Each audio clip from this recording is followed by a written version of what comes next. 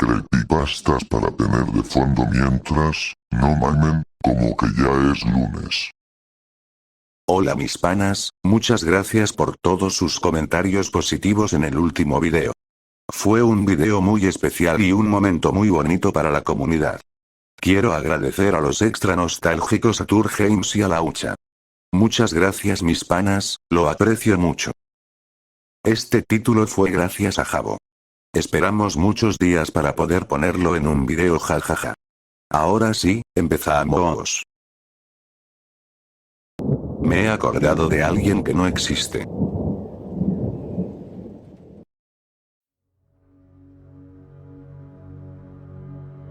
La recordé por primera vez una mañana de domingo. El sonido de la lluvia ligera golpeando el vidrio de mi ventana me despertó. Extendí la mano hacia el lugar donde ella debería estar acostada, y mis dedos rozaron unas sábanas vacías. Por supuesto, no había nadie ahí. Nunca lo hubo.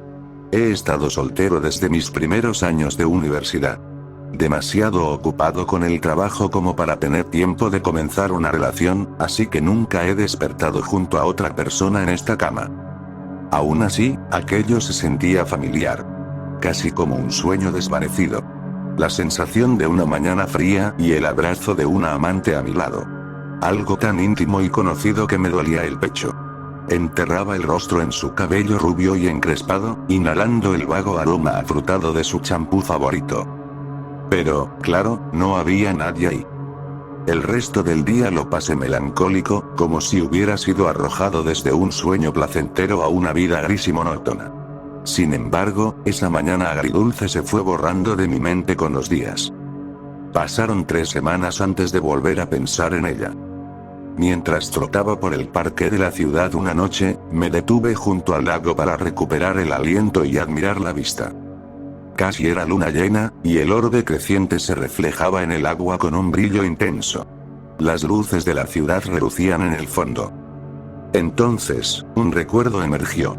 Un beso compartido entre 2 amantes, justo en ese lugar. No era solo una sensación, como aquella mañana lluviosa al despertar. Era una certeza. La sostuve entre mis brazos en una noche fría. Su nariz estaba rosada y un poco húmeda, pero la luz de la luna brillaba sobre su cabello dorado con más fuerza que sobre el propio lago. Susurró algo apenas audible, con una sonrisa curvándose en sus labios. Me incliné para escucharla mejor, y en ese instante sus labios se unieron a los míos. Lo recuerdo. Y la amo. Pero no tengo idea de quién es esa persona. ¿Y qué puedo hacer? Mis amigos se reirían si les hablara de una novia misteriosa de la que solo recuerdo fragmentos. No es algo que pueda tomarse en serio. Así que la vida debe continuar. Hace 2 semanas estaba limpiando mi baño, moviendo mis pocos productos para el cabello del gabinete para desinfectar el área. Mientras sostenía mi cepillo, un brillo llamó mi atención. Sobre las cerdas oscuras, un cabello rubio destacaba. Sin duda no provenía de mi cabeza castaña. Hace una semana iba manejando con la radio sonando suavemente de fondo.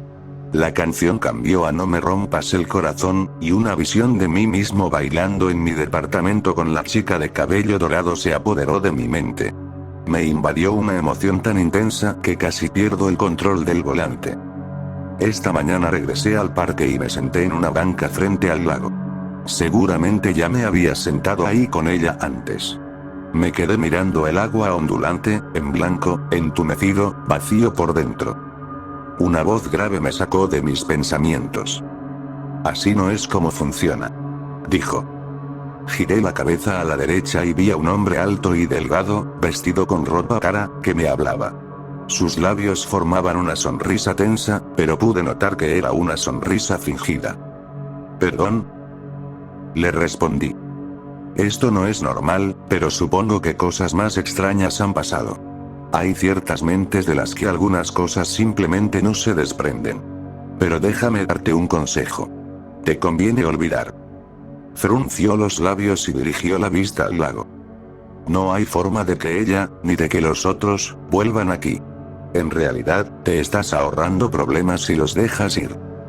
Volteó a mirarme, y esta vez una sonrisa genuina se formó en su rostro. La sonrisa falsa era mucho más tranquilizadora, porque la malicia auténtica que vi entonces se me grabó en los ojos. Pero no te preocupes, añadió. Ella no te ha olvidado. Eso es lo que lo hace mucho más divertido. Aquel torrente de información me dejó atónito. Intenté ordenar las preguntas en mi cabeza y dejar que la ira me diera fuerzas, pero el shock y, peor aún, el miedo, me paralizaron.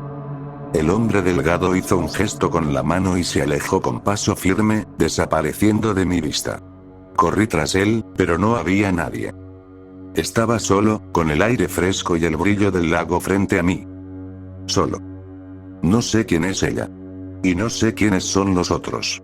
Hay personas desaparecidas de mi vida que ni siquiera puedo recordar. Entonces, ¿cómo puedo hacer algo para ayudarlos?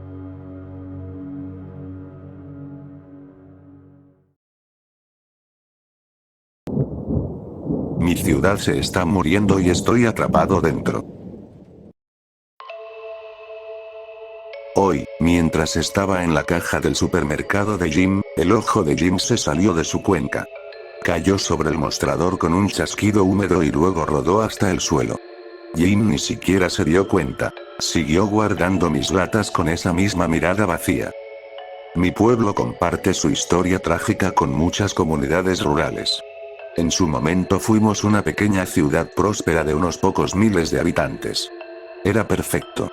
Lo bastante pequeña para sentirse como una comunidad, pero lo bastante grande para tener una economía sólida. La mayoría eran agricultores que, claro, llevaban una vida dura debido al clima hostil de la región. Sin embargo, nadie se quejaba. Eran felices de poder mantener a sus familias y aportar lo que podían a la ciudad. Todo cambió en un período de unos 5 años. Sequías intensas, sofocantes y terriblemente largas redujeron la mayoría de las granjas a nada más que tierra quemada. Al mismo tiempo, construyeron una autopista a unos 10 kilómetros de distancia que cortó por completo el tráfico exterior. Esos dos factores fueron, básicamente, nuestra sentencia de muerte. La gente, sobre todo las familias, empezó a marcharse en masa. Con el tiempo, solo quedamos los demasiado viejos o tercos para irnos. Como dije, es una historia bastante común. No sé cuándo empezó la parte antinatural de todo esto. Viéndolo en retrospectiva, creo que fue un proceso lento. Nuestra comunidad se redujo a una sombra de lo que alguna vez fue. En los viejos tiempos, solía escuchar las risas de los niños y recibir el saludo amistoso de los vecinos cada vez que caminaba por la calle.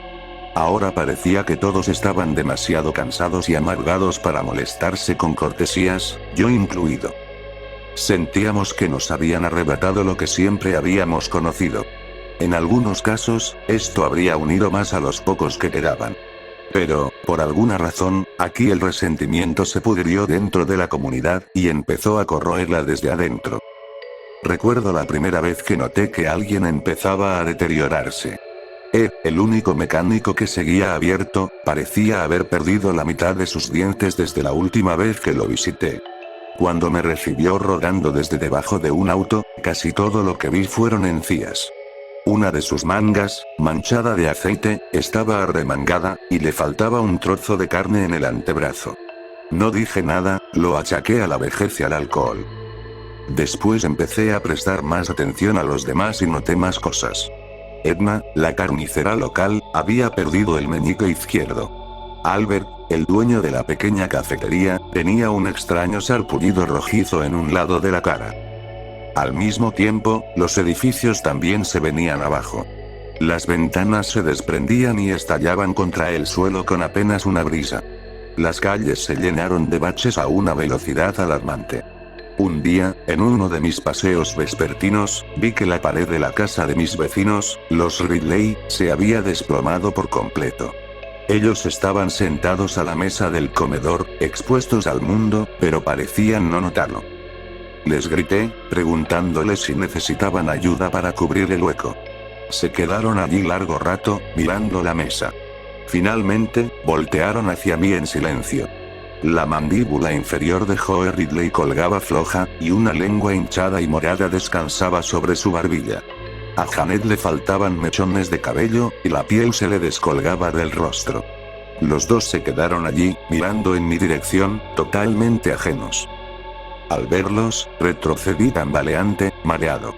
Eran personas a las que había conocido por décadas. Caminábamos juntos a la iglesia los domingos, antes de que el sacerdote se fuera. Janet y mi difunta esposa adoraban salir en bicicleta en las noches de verano. No tenía idea de qué hacer, considerando que ya no había doctores, enfermeras ni siquiera veterinarios en el pueblo. Ni siquiera podía irme en auto, porque desapareció antes de terminar de reparar el mío. Entré por el agujero en la pared y me acerqué a la mesa. Ellos seguían mirando hacia la nada, sin notarme. Toqué el hombro de Janet para sacarla de su trance. Con un chasquido espantoso, su cabeza se desprendió y cayó con un golpe seco a mis pies. Me eché hacia atrás, cayendo de rodillas. Joy giró lentamente la cabeza para mirar el rostro decapitado de su esposa y luego volvió a fijar la vista en la mesa. Casi todos se han ido ya. Lo peor es que, aunque siguen vivos, continúan con sus rutinas diarias como si nada estuviera mal. Vi al alcalde arrastrándose hacia su oficina, con las piernas colgando inertes detrás de él. Su abdomen estaba ensangrentado y en carne viva de tanto frotarse contra el pavimento, dejando tras de sí un rastro rojo y pegajoso. De algún modo, milagrosamente, yo he logrado mantenerme casi intacto en todo esto. Me alegra que mi cuerpo siga entero, pero desearía que mi mente se hubiera marchitado como la de los demás. He intentado irme, buscar ayuda, pero es imposible. Todos los autos se han reducido a montones de metal oxidado en la calle, y soy demasiado viejo para hacer el viaje a pie bajo este calor opresivo. Creo que estoy condenado a quedarme aquí, y ver cómo todo y todos los que alguna vez conocí se marchitan como una manzana bajo el sol de verano.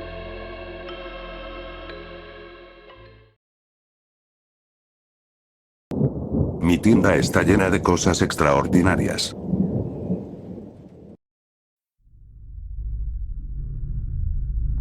¿Alguna vez has imaginado un sueño manifestado en la vida real?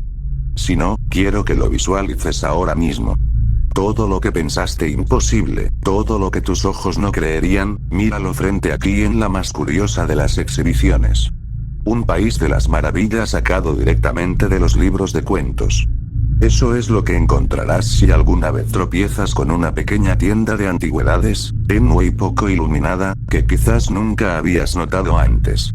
Pero te aseguro, esta no es una simple tienda llena de trastos polvorientos. Es un lugar que compra y vende únicamente cosas extraordinarias. Cuando entres, no verás un mostrador ni a un dependiente. No al principio. Verás estantes y vitrinas, incluso jaulas, abarrotadas, o, como me gusta decir, amorosamente apiladas, con antigüedades de todo tipo, llegadas de todas partes del mundo. Primero quizá notes los objetos más familiares. Algunas muñecas, cuadros en las paredes, finos juegos de tazas de té, viejos discos musicales. Podrían parecer comunes, pero te prometo que incluso los más ordinarios guardan secretos increíbles. Si te atreves a avanzar, verás también mis vitrinas favoritas. Huesos humanos tallados, muestras médicas, creaciones de taxidermia, un espejo sin reflejo. Quizá te preguntes quién compraría algo así. Déjame decirte desde ya que existe un comprador para todo. Si permaneces el tiempo suficiente, podrías encontrarte con un hombre sorprendentemente común que con gusto te explicará todo lo que necesitas saber de cualquier objeto en la tienda. Ese hombre seré yo, y considera estas palabras como una invitación amistosa si alguna vez decides visitar Antigüedades de Alberich. Podría explicar de manera sencilla qué hace especiales a estos objetos, pero creo que es mejor contarlo en forma de anécdotas. Tengo demasiadas historias interesantes sobre antiguos clientes como para no compartir unas cuantas en estos días que transcurren tan desesperadamente lentos. No pasó ni una semana desde que un cliente vino a comprar uno de mis artículos favoritos de todos los tiempos. Tan doloroso como fue verlo partir, debo admitir que me alegró que despertara interés. Era un objeto precioso, en verdad. Una mujer de mediana edad entró buscando algo con que decorar su casa antes de recibir visitas ese fin de semana. Mientras recorría la tienda, repitió varias veces que ni siquiera sabía que esta tienda existía. Lo escucho a menudo. Evitó las vitrinas más inquietantes y en cambio fijó la vista en un espejo de pie de casi 2 metros, cubierto por una rica tela púrpura. Tras observar las intrincadas decoraciones doradas en la base, me pidió con entusiasmo ver el cristal por sí misma. Con gusto accedí, retirando la tela y revelando una superficie perfectamente intacta, aunque algo desgastada. Sus ojos se posaron en su propio reflejo, y aunque no había nada extraordinario en ello, pude notar que ya estaba cautivada por la pieza. Este espejo es especial, le dije. Ella no apartó la vista, ni siquiera cuando me respondió. ¿Cómo así? ¿Perteneció a alguien importante? Me encogí de hombros, observando cómo sus dedos temblaban, tentados de tocar el cristal. Ha pertenecido a tantas personas que no podría decirte con certeza. Entonces es muy antiguo, supuso. Eso me sacó una sonrisa. Oh, sí. Es muy antiguo. Y, verás, algunos dicen que mirar dentro de este espejo es como mirar hacia otro mundo. Puede que hoy veas una cosa, pero mañana, solo el tiempo dirá lo que decida mostrarte. Pareció divertirse con mi comentario, pues rió suavemente y me miró apenas un instante antes de volver a fijar la vista en el objeto. No la detuve cuando extendió la mano hacia el cristal. De hecho, lo animé. Sus dedos reposaron allí apenas unos segundos antes de apartarlos, mirándolos con extrañeza. Sentí algo. ¿Ah, sí? Doblé con cuidado la tela púrpura en mis brazos, sintiendo que ya no la necesitaría. ¿Y qué sintió, señora? Sus ojos seguían fijos en su mano, como si viera algo danzando en su visión que yo no podía ver. Parecía hipnotizada, con una expresión de profunda paz. Calor. Dejó escapar una breve risa seca y luego bajó la mano a su costado, asintiendo con decisión al segundo siguiente. Me lo llevo. La compradora se llamaba Liz O'Connor. Estaba encantada, casi en un estado de euforia soñadora, mientras yo la ayudaba a embalar con cuidado el espejo en una caja acolchada para transportarlo con seguridad en su minivan. Mientras lo hacía, revisaba con atención un contrato, dudando en firmar. Nunca he tenido que firmar papeles en una tienda de antigüedades, dijo, hojeando la segunda cara. ¿Sin devoluciones ni reembolsos? Sonreí mientras me inclinaba sobre el mostrador, dando golpecitos con un dedo sobre la madera. Recibo mercancía nueva tan seguido que no puedo garantizar espacio para aceptar devoluciones. Puede intentar venderlo, claro. Pero no puedo prometerle que todo aquí encontrará un nuevo hogar. Con una rápida mirada alrededor, pareció entender lo que quería decir. El espejo era una pieza excepcionalmente bella comparada con otras rarezas grotescas o deterioradas en la tienda, y ese detalle bastó para convencerla. Firmó su nombre al pie del documento y me entregó el pago con una sonrisa. Muchas gracias, me dijo mientras empujaba la caja sobre un carrito metálico. Se fue sonriendo, y yo también. Buena suerte. Fue lo único que susurré cuando me dio la espalda. La señora Liz O'Connor no regresó a la tienda, pero sí supe de ella poco tiempo después de su compra. Era de noche, justo antes de la hora de cerrar, y yo me dedicaba a desempolvar las piezas. Estaba puliendo el cristal que protegía una frágil mano momificada cuando escuché sonar el teléfono al frente. Era tarde, pero tuve la corazonada de que no era una llamada accidental. Buenas noches, habla Antigüedades de Alberich. Mi voz de atención al cliente aún sonaba, pero la voz al otro lado no parecía buscar una compra. No dijo nada por un buen rato, hasta que respiró con fuerza y habló con la voz más cansada y dolida que puedas imaginar. La pobre Liz estaba pasando por una semana terrible. Sí, compré un espejo hace unos días. Su voz temblaba. Yo, no sé qué hacer con él. Quiero sacarlo de aquí. Mi reflejo está mal. Sabía que el reflejo no era el problema real. Con tono sereno le respondí. Señora O'Connor, ¿con qué frecuencia ha estado mirando en el espejo? Todos los días. Respondió tras una breve pausa. No puedo evitarlo. Lo miro cada vez que paso, y a veces me quedo horas allí. Me veo enferma, me veo más hermosa, me he visto con personas que ni siquiera conozco. Niños que no reconozco. Hombres que jamás he visto. Oh, Dios, señor Alberich, he visto cosas peores. ¿Peores? Me he visto muerta. Y también he visto nada en absoluto. Estoy sentada frente a él ahora mismo y no hay nada. Soy completamente invisible. Quizá no era el momento indicado, pero no pude evitar soltar una leve risa. Negué con la cabeza, desechando la idea. No, señora O'Connor, no es invisible. Se lo prometo. ¿Recuerda lo que le dije que hacía el espejo? Hubo silencio, hasta que titubeó una respuesta al recordar. Usted dijo, algo de otro mundo. ¿Qué quiso decir? Exactamente lo que suena. Sonreí al teléfono. No hay razón para preocuparse por el reflejo. Lo que está viendo es simplemente lo que podría existir en otra versión de nuestro mundo en este preciso instante. Si hubiera tomado una decisión distinta, seguido otro camino en su vida, o si alguien más hubiera cambiado algo en el trayecto, su vida podría ser muy, muy diferente ahora.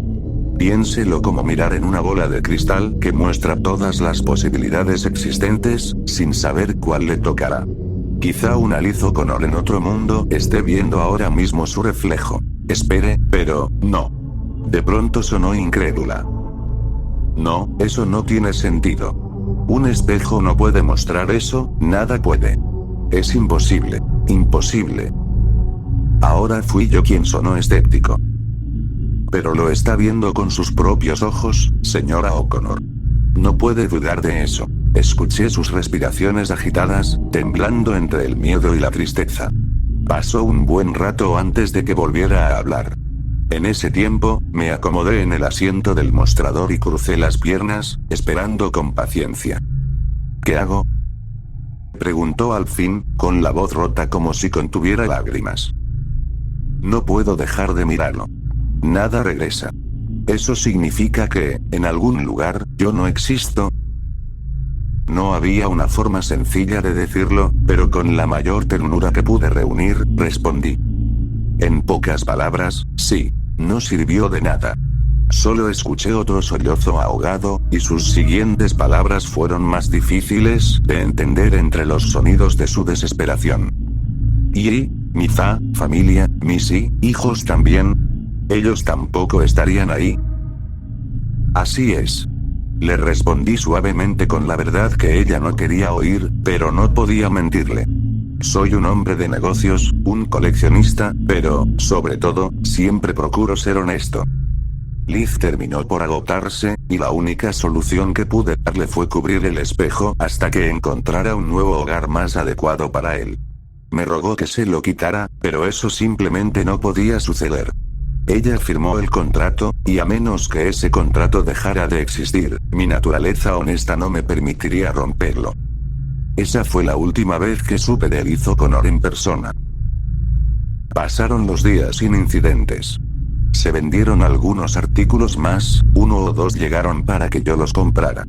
Me alegró bastante ver que un viejo juego de canicas se fuera a un nuevo hogar. La manera en que se escapaban de su bolsa y formaban patrones en el suelo por las noches ya estaba convirtiéndose en un peligro, pero un padre estresado estaba más que dispuesto a sacármelas de encima con tal de que sus hijos dejaran de inquietarse. Más aún, me entusiasmé cuando un objeto fascinante llegó a la tienda y lo compré por apenas $100. Era un bastón bellamente trabajado, aunque el anciano que me lo trajo parecía demasiado feliz de deshacerse de él. No puedo imaginarme desprendiéndome de una antigüedad tan hermosa. Le dije, pero él solo negó con la cabeza, dejando que unos mechones de cabello blanco y desordenado cayeran sobre su frente arrugada y manchada. Créame, murmuró con una voz seca y envejecida. Denle unas semanas, y no querrá volver a verlo nunca más. Lo puso en mi mano y yo le di el dinero a cambio. Ni siquiera se molestó en contarlo, como si el precio no tuviera ninguna importancia. Se dio la vuelta y se alejó lentamente mientras yo inspeccionaba el esmerado detalle en la empuñadura de madera. Pasé un dedo sobre una joya incrustada en el centro, admirando su brillo, hasta que noté algo alarmante incluso para mí. Solo con ese roce, mi propia mano comenzó a cambiar, pasando de una piel firme y juvenil a arrugas sueltas en cuestión de segundos. Solté el bastón de inmediato y retiré ambas manos, viendo cómo mi piel regresaba poco a poco a su aspecto habitual. Oh, gracias a Dios.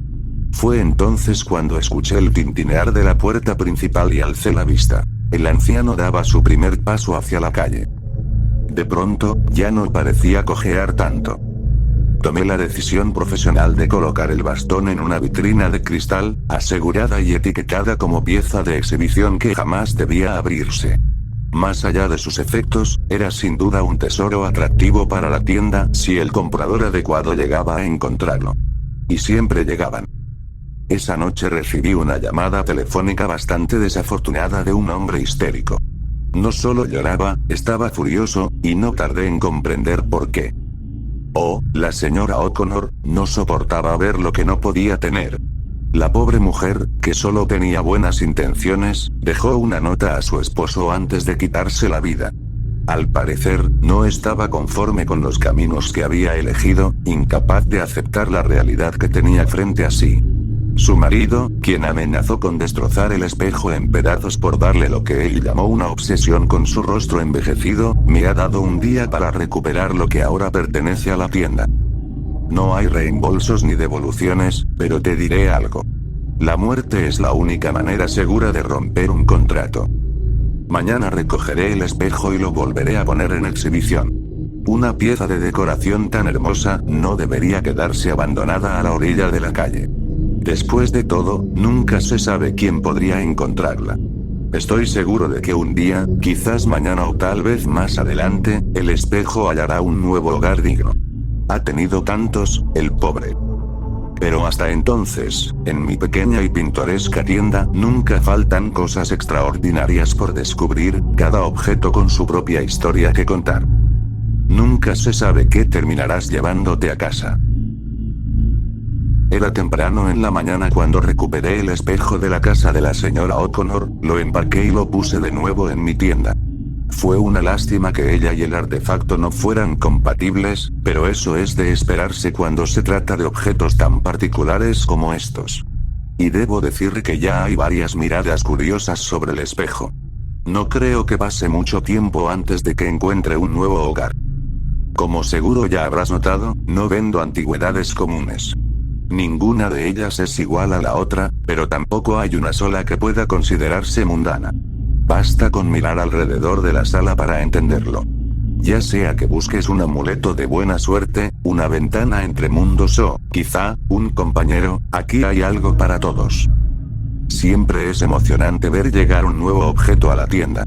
Hoy, sin embargo, tuve un raro momento en el que tuve que rechazar a un vendedor muy preocupado.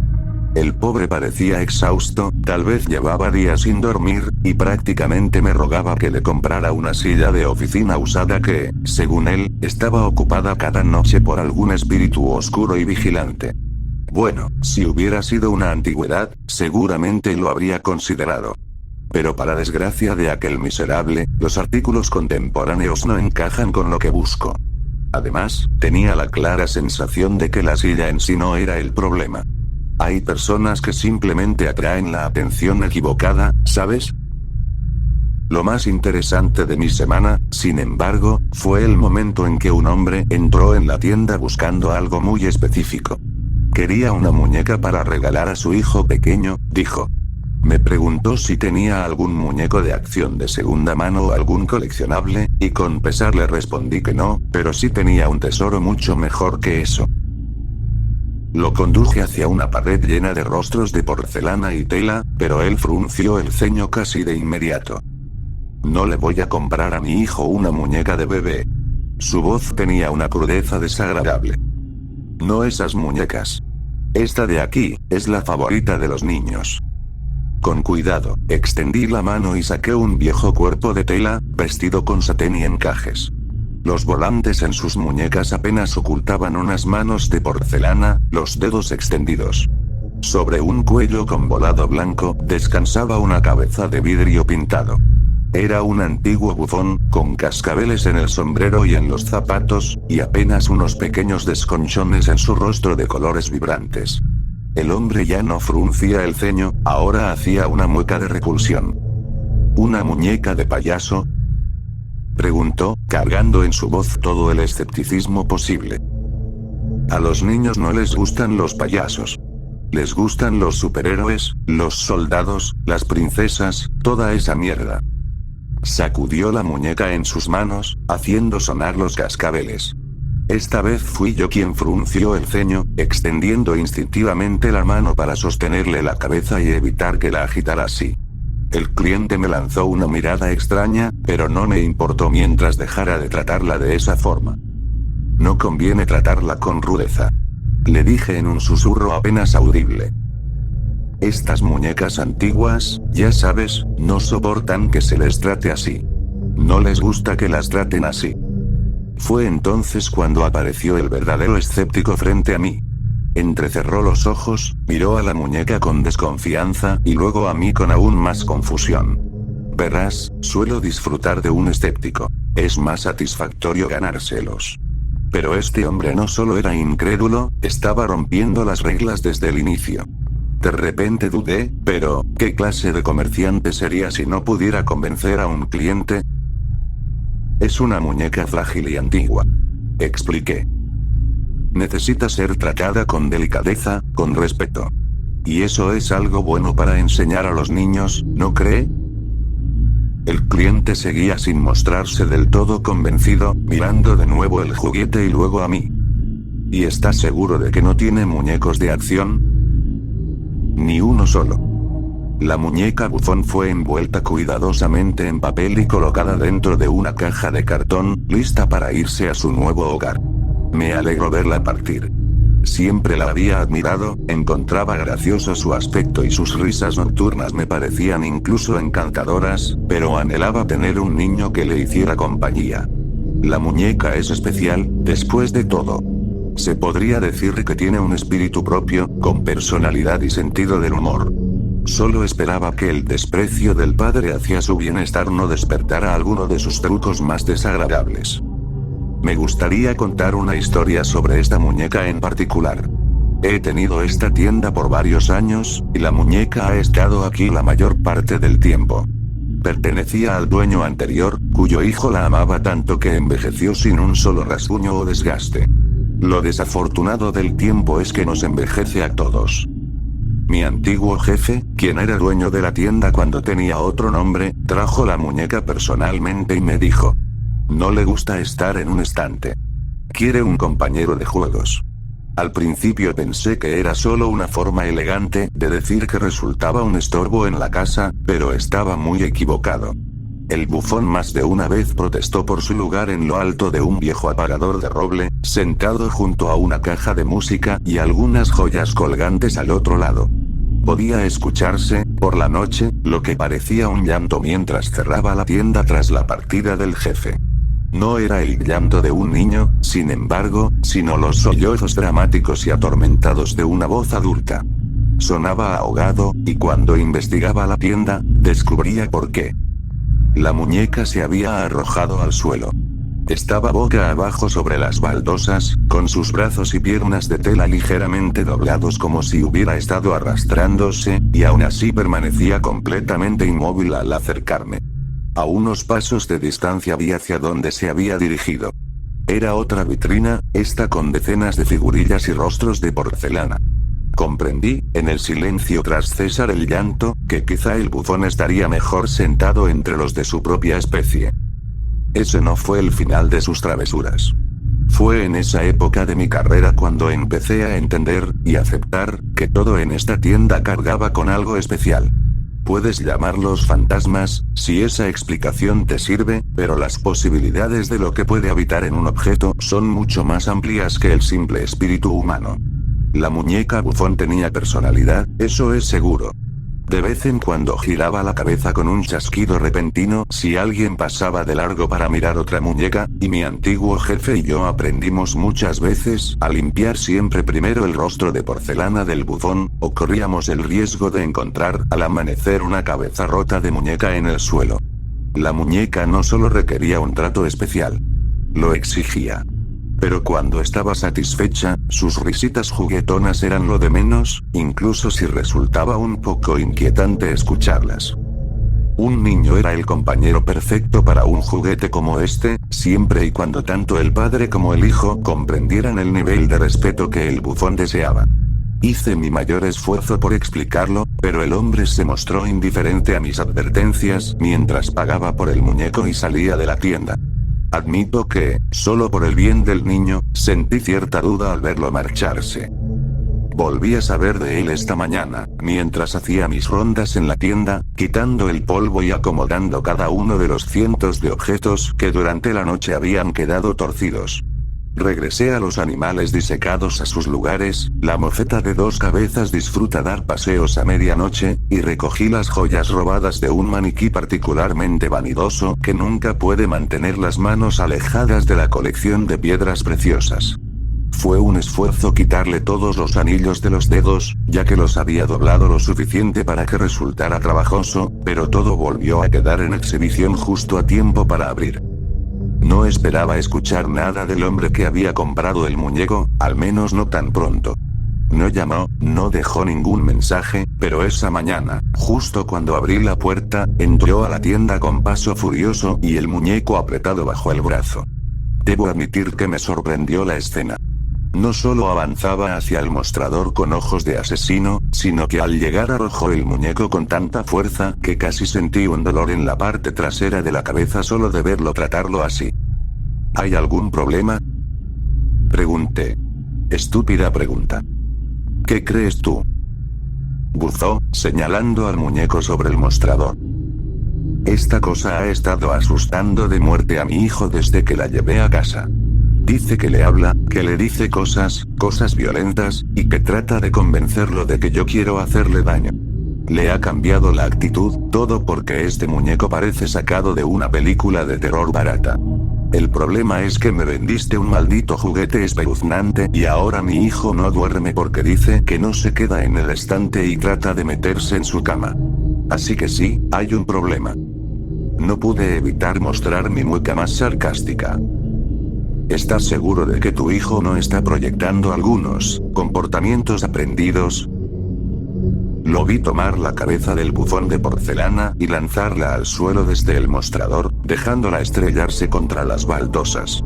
Lo escuché antes de verlo. Un fuerte crujido, un estallido de porcelana rompiéndose, y los fragmentos de la cabeza se deslizaron por el suelo como si el cráneo se hubiera abierto desde el centro. No pude evitar hacer una mueca, con una sensación extraña en el estómago. Supongo que podría llamarse preocupación indirecta. Ese hombre había cometido un error, y casi sentí lástima por él, si no fuera porque se lo había buscado. Al fin y al cabo, no es mi trabajo emparejar a alguien con la pieza perfecta, del mismo modo que un carnicero no tiene derecho a dictar cómo cocina el cliente su carne. Quiero un reembolso, escupió el hombre. Sin decir palabra, señalé un cartel en el borde del mostrador. No hay reembolsos, no hay devoluciones. Lo habíamos repasado el día anterior, y el hecho de que tuviera que repetirme tanto resultaba agotador, para ser sincero. El padre disgustado solo golpeó el mostrador con el puño en un último intento de intimidación, sin nada más que decir, y se dio la vuelta marchando hacia la salida. Rompió una botella de vidrio antigua en su camino, golpeó un soporte con equipo médico vintage y seguramente deseó poder azotar la puerta al salir, aunque ésta se cerraba lentamente por sí sola. Tomé un paño para recoger los pedazos de porcelana, decidido a salvar lo más posible del cuerpo original del muñeco. Ya no necesitaba el mismo cuidado de antes. Después de todo, el espíritu travieso que lo habitaba ya no estaba allí, dejando al bufón reducido a una simple carcasa vacía. No, lo que fuera que estaba dentro de ese muñeco ahora estaba libre. Y tenía la clara sensación de que seguiría al hombre hasta su casa, disfrutando de su recién estrenada libertad y visitando con agradecimientos a quien había profanado su recipiente. Y aunque parezca cruel pensar que quizá lo merecía, realmente esperaba lo mejor para su familia. Más allá de eso, me alegraba ver a ese grosero largarse de mi tienda. Coloqué los fragmentos del muñeco en el borde del mostrador, recordándome pegarlos más tarde para ver si podía repararse. La botella, en cambio, no valía la pena salvarla. Solo esperaba que perder una pieza de la colección completa de curas del siglo XIX no restara valor al conjunto. Mi único consuelo era que la botella estaba vacía. No quería ni imaginar cómo habría olido si su contenido se hubiera derramado en el suelo. Mientras escribo esto, recuerdo lo que pasó hace menos de una hora. Después de barrer los restos de la botella rota, apuntando en una nota enterrarlos más tarde, alguien entró a la tienda con un objeto para vender. Era una joven, y aunque ya no quería quedarse con lo que traía, no mostraba el miedo o la ansiedad habitual que suele verse en quienes se deshacen de un objeto supuestamente embrujado. En cambio, se acercó al mostrador sonriendo y me dijo: "Traigo algo que te va a interesar mucho". Me intrigó, y aún más cuando me mostró lo que traía. Era un cofre único, forrado en cuero, sin duda de madera, pero envuelto en un pellejo claro curtido. Me sonrió con picardía y preguntó: "¿Qué crees que es esto?". "Bueno, parece un pequeño cofre del tesoro". Respondí divertido, pero ella negó con la cabeza y me lo pasó para que lo examinara. Había algo extraño en ese cuero. Era más pálido de lo que imaginaba, claramente sin tintes, con poros resecos y manchas como pecas en la superficie. "Está forrado en piel humana", dijo en un susurro lento y marcado. Cuando estiré la mano hacia la cerradura que adornaba el frente de la magnífica pieza, ella la detuvo poniendo su palma sobre la tapa. "No lo abras. Pero puedes acercarlo a tu oído". Toda esa conversación ya era bastante desconcertante, pero hice exactamente lo que dijo. Coloqué la caja contra mi oído, notando un calor extraño que emanaba de ella, y escuché un ritmo peculiar dentro. Lento, pero constante, nunca se detenía. "Está respirando", le dije con asombro, sin apartarla de mi oído. "Y tiene un corazón. ¿Qué es esto? ¿Dónde encontraste algo así?". La sonrisa de la mujer se ensanchó, como si nunca hubiera estado tan orgullosa de un hallazgo en su vida. "Es de una vieja colección familiar", explicó con calma, mientras se acercaba a mirar algunos objetos en exhibición. "En cuanto a lo que es, ninguno de nosotros estaba muy seguro. Pero tú eres experto en estas cosas, ¿no? Creo que podrás descifrarlo". Asentí, emocionado ante la idea de aprender más. Pero, claro, había que hablar del pago. "Este objeto es verdaderamente único", le dije con una risa nerviosa. "¿Cuánto me costaría comprártelo?". Para mi sorpresa, la mujer no quiso dinero. En cambio, sus ojos se fijaron en el borde del mostrador, donde estaban los fragmentos del buzón roto. Con una sonrisa decidida, señaló con una de sus uñas pintadas: "Te lo cambio por ese muñeco". "¿El que está roto?", pregunté. Ella asintió, segura de su elección, y respondió con cierto aire de altivez: "Estoy segura de que puedo arreglarlo para mi colección. Sería un tonto si dijera que no, ¿verdad?". Y así fue como terminé con el objeto más único y misterioso de toda mi tienda. Un pequeño cofre, forrado en piel humana, con sus propios pulmones y un corazón latiendo en su interior. Estoy seguro de que puedes imaginar la tentación de abrirlo, pero me estoy conteniendo, al menos para descubrir más de sus secretos. No está en ningún estante, ni en exhibición para que alguien lo compre. Más bien, ahora descansa cómodamente sobre mi escritorio, destinado al estudio y no a la venta. Esta noche, creo que me llevaré el cofre a casa para examinarlo más de cerca. Aunque debo admitir que, desde el primer día que empecé a trabajar aquí, me prometí a mí mismo que nunca sacaría nada de la tienda. Los problemas que podría causar superarían con creces el placer de tener una pieza de esta colección en mi hogar, pero... bueno, este artefacto es especial. Y yo soy un profesional. No hay nada en esta antigüedad que mis conocimientos no puedan manejar.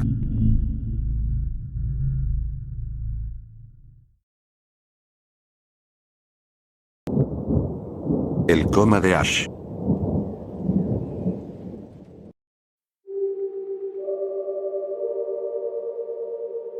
¿Alguna vez has notado que el ritmo, el tono y el desarrollo de la historia en Pokémon cambian después de que Ash es alcanzado por un rayo en uno de los primeros episodios? Como Ash y su mundo eran relativamente normales hasta ese incidente. Tengo una teoría. El accidente con la bicicleta dejó a Ash en coma. Días después, fue encontrado, llevado de urgencia al hospital y tratado con medicamentos muy fuertes. Por eso el equipo Rocket se volvió menos amenazante. Los medicamentos hicieron efecto y estabilizaron sus sueños en coma para que, en lugar de ser aterradores, fueran idílicos. Le permitieron vivir sus fantasías de convertirse en un maestro Pokémon. Después de los primeros episodios, la serie sería el resultado de la mente subconsciente de Ash cumpliendo sus deseos, además de intentar escapar de la realidad. Si Ash se diera cuenta de que está en coma, despertaría y sufriría daño cerebral, así que debe derribar todas sus barreras mentales una por una. Si lo logra, podrá aceptar quién es y salir del coma. Una prueba más es que, aunque viaja a grandes distancias, casi nunca anda en bicicleta, debido a la fobia que desarrolló. El coma también explica por qué nunca cambia físicamente. También explica el sistema de socialismo global.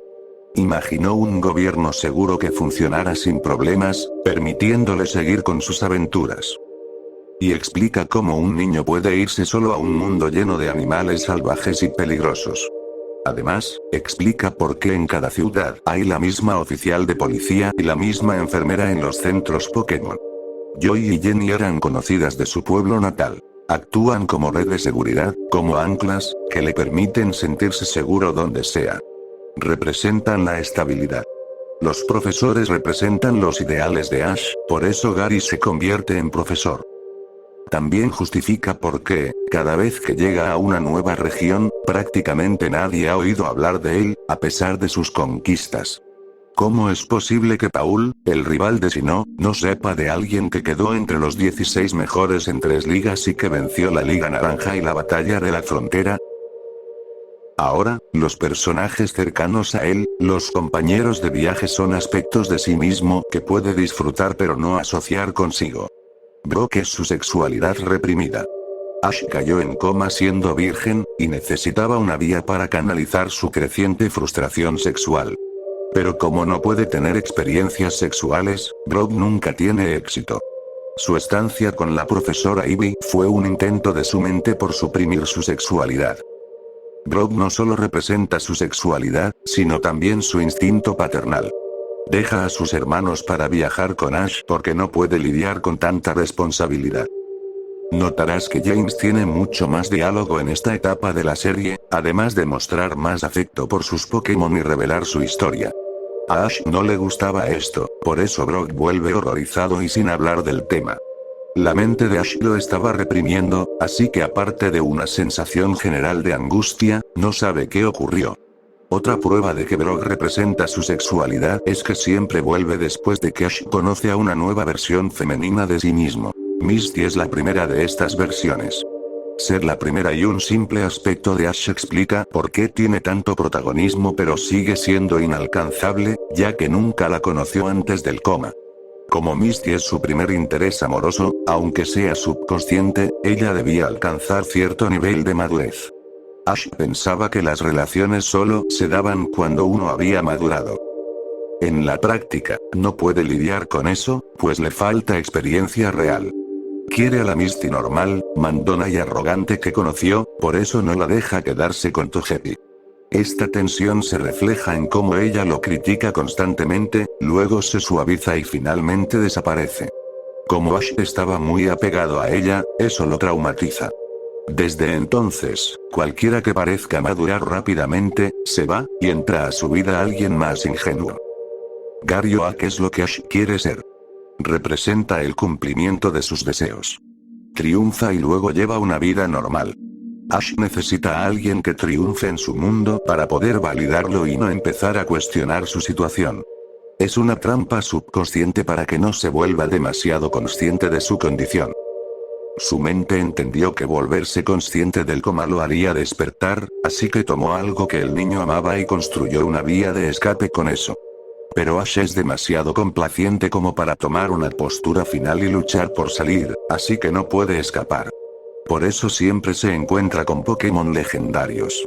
Son la forma en que su mente le muestra que puede lograr grandes cosas si se esfuerza.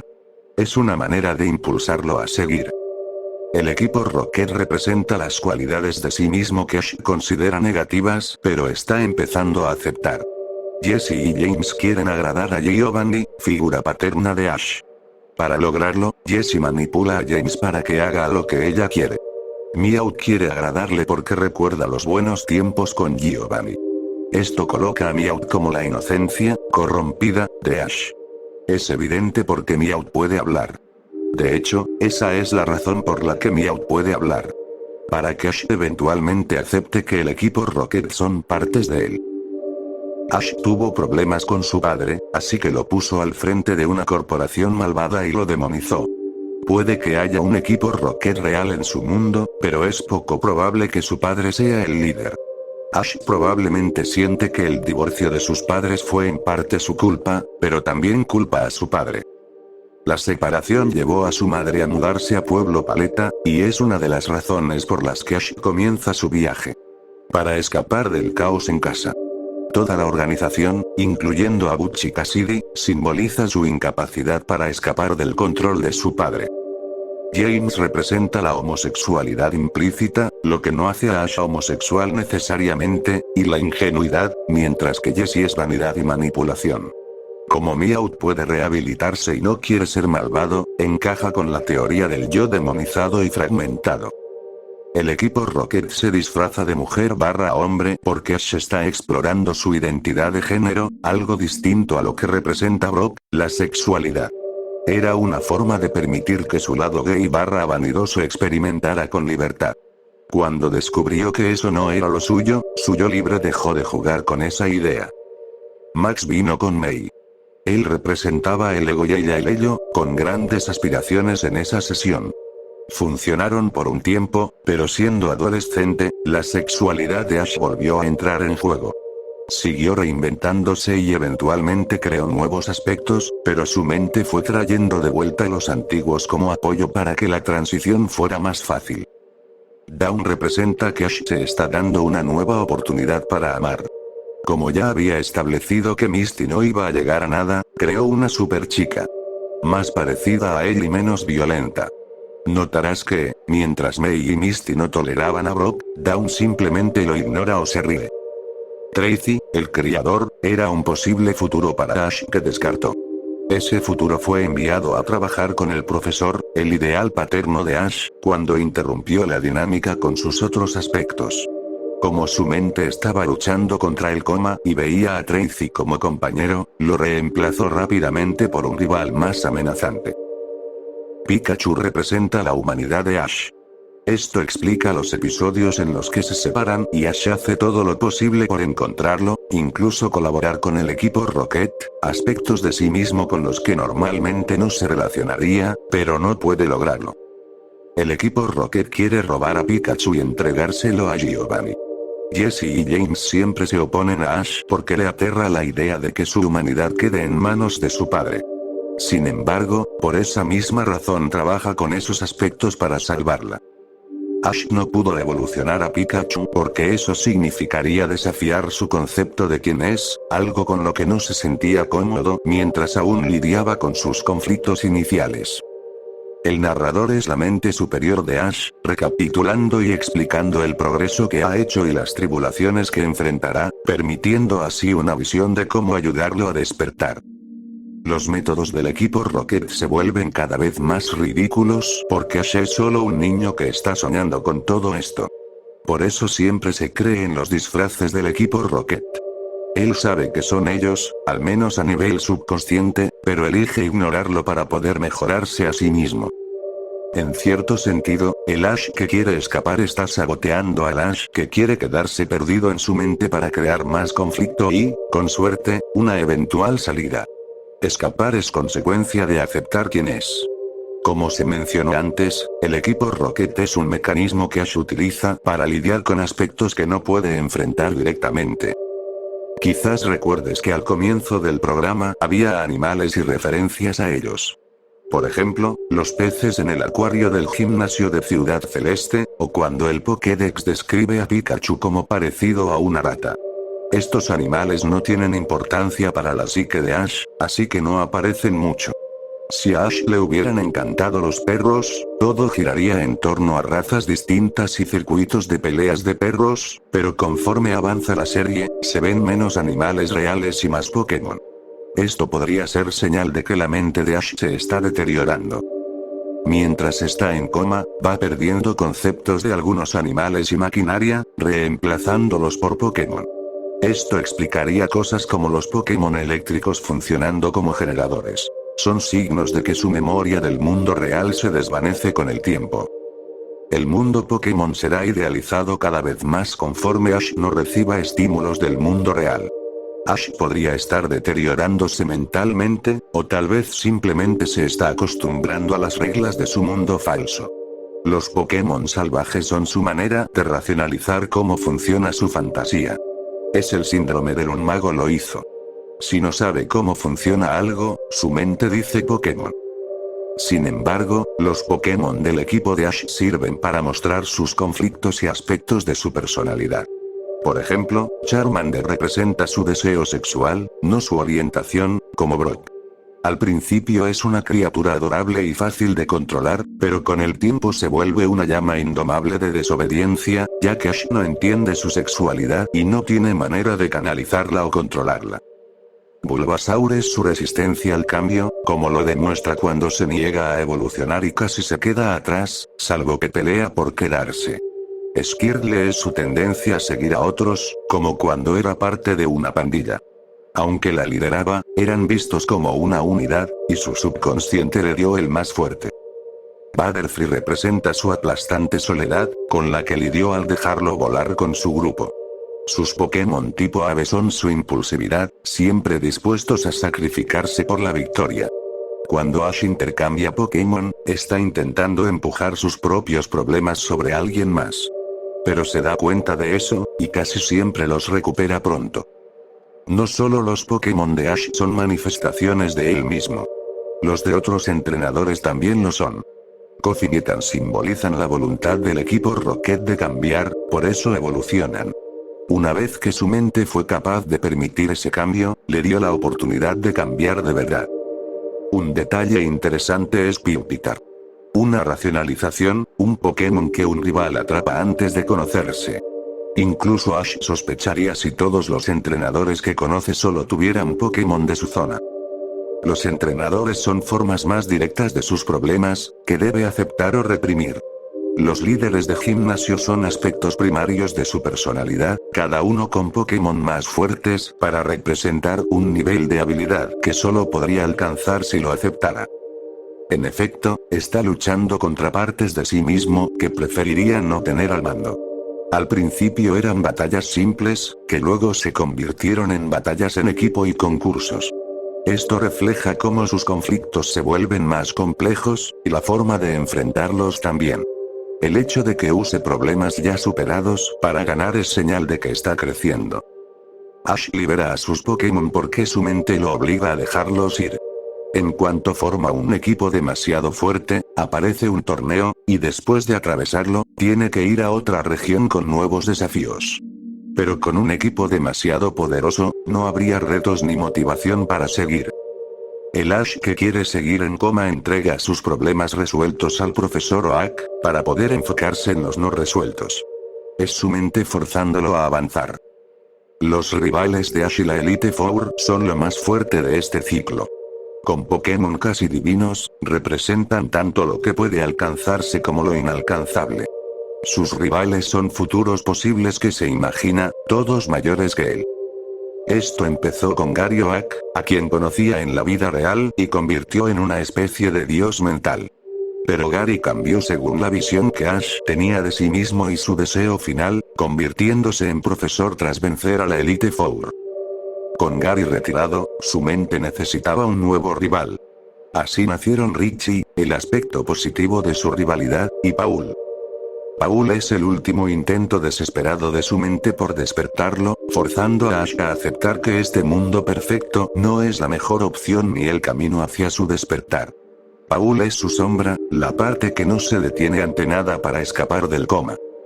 Mewtwo es una nueva forma de tratamiento, basada en impulsos eléctricos y una máquina para sacarlo del coma, destruyendo cada uno de sus escudos mentales, los Pokémon originales de la película. En su mente, Mewtwo y sus clones eran, en el mundo real, el tratamiento para los mecanismos mentales que lo mantenían en coma. Los Pokémon de su mundo. Los clones eran contramedidas a los problemas que Ash creía haber resuelto, y aparecían como réplicas exactas de sus defensas. No usaban ataques especiales. Los destruían con fuerza bruta. El tratamiento estaba funcionando. Pero hubo efectos secundarios. Las descargas eléctricas comenzaron a afectar el sistema nervioso de Ash. Si el tratamiento continuaba, quedaría paralizado. Su mente lo representó en el mundo onírico petrificándolo. Si no fuera por la intervención de su madre, quien sabía que su hijo no quería vivir en un mundo que no pudiera explorar, Ash habría permanecido como piedra para siempre. Después de eso, Ash necesitaba recuperarse del daño causado por la terapia eléctrica. Para reducir el peligro que su conciencia sentía, su subconsciente comenzó a minimizar esos efectos, por eso los ataques eléctricos de Pikachu, que antes asustaban al equipo Rocket, ya no le hacen nada a Ash, salvo provocar chistes. Como ves, Ash podría haber quedado atrapado para siempre en ese mundo. Pero como todo sueño, tiene un principio y un final. ¿Qué pasaría si Ash nunca se recuperara? En su habitación de hospital, vemos a Delia claramente destrozada. Habla con un médico que tiene una expresión sombría. El hombre le dice que el seguro se ha terminado y que el niño no ha mostrado actividad cerebral en años. El impacto de retirarle el soporte vital tiene una mínima posibilidad de despertarlo. Ella acepta entre lágrimas. De vuelta en el mundo de Ash, finalmente ha derrotado al alto mando y, uno por uno, las personas a su alrededor desaparecen. Eventualmente, todo queda en oscuridad. Pikachu corre hacia él, brillando cada vez más en medio de la negrura. Finalmente, llega hasta Ash, y los dos se abrazan por última vez. En la habitación del hospital, con sus signos vitales desvaneciéndose, Ash murmura sus últimas palabras. Yo, quiero ser, el mejor. Morirá sin haber conocido su sueño, salvo como eso. Un simple sueño. Cuando regresó a la realidad, lo reconoció todo como la mentira que era, como producto de su imaginación. Al comprender que todos sus esfuerzos, ambiciones y amigos no fueron más que ilusiones, suelta el último hilo que lo ataba. Mientras pronuncia sus palabras finales, abre los ojos apenas un poco y ve la silueta de su madre, el rostro oculto tras sus manos mientras se limpia las lágrimas. Cruzan miradas, y una última verdad lo invade antes de perder toda su fuerza. Ve que su madre había mantenido la esperanza durante todo ese tiempo. La ve y entiende que esa esperanza se ha quebrado por completo al aceptar que ha sobrevivido a su único hijo.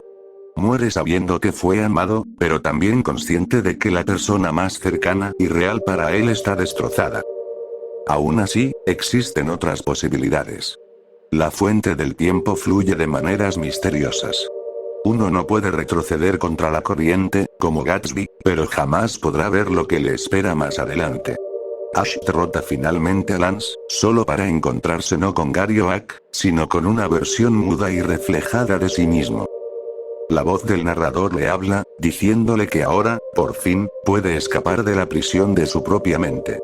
Uno a uno, sus amigos aparecen y se disuelven en más copias de sí mismo, animándolo. Después de una larga y dura batalla contra él mismo, con la ayuda de todos los Pokémon que alguna vez hizo suyos, despierta de golpe. En su habitación del hospital, ve a sus padres dormidos. Se da cuenta de que no puede hablar. Ash avanza en su recuperación. Se somete a terapia física, entrenando con Pokémon de rehabilitación cada vez más intensamente hasta que logra volver a caminar por sí mismo. Esta vez, un Ash más viejo y sabio emprende un nuevo viaje. Como la vez anterior, llega tarde al laboratorio del profesor Oak. Solo queda un Pokémon, y de pronto, recuerda todos sus recuerdos de aquella vida, y se da cuenta de que sus amigos ya no están, que se han ido para siempre. Al salir con su nuevo compañero, nota que el mundo es más oscuro de lo que imaginaba. Más real. Pokémon y personas mueren. Él también ha envejecido. Hace un juramento. Convertirse en el maestro Pokémon que alguna vez soñó ser. Se lo promete a sí mismo. Se lo promete a ellos. Voy a ser el mejor.